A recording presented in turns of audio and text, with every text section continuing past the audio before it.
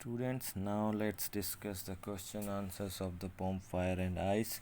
And the first question is, there are many ideas about how the world will end. Do you think world will end someday? Have you ever thought what would happen if the sun got so hot that it burst or grew colder and colder?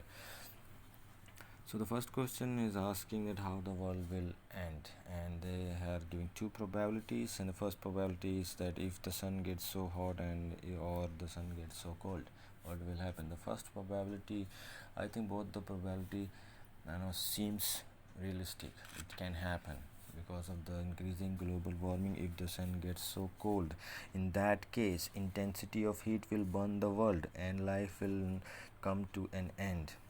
Everything will be burnt.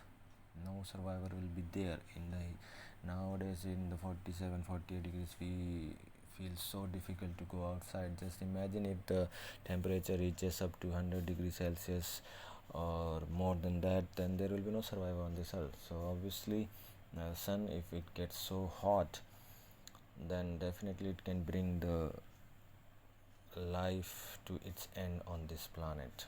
Absolutely no doubt about that. And the second case, if the sun gets so cold, in that case ice may be so intensely cold that the whole world will be frozen and there will be no survivor on this earth.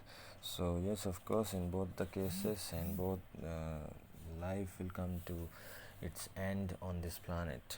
Now the second question for the frost, what do fire and ice stand for? Here are some ideas he has given: greed, conflict, insensitivity, avarice, fury, coldness, cruelty, intolerance, indifferences, lust, rigidity, hatred. So fire for frost represent or shows fiery, violent passions of cruelty, lust, greed, avarice, fury, and conflict, which can easily, in no time, damage, destruct, destroy the relationship and bring the end of the world. And ice stands for cold emotions like insensitivity, indifferences, intolerance, hatred, and rigidity too, which may surpass, overtake the good human values like love, affection, caring for others. And if that happens, that can bring the world to its doom. Definitely the bring will come to an end.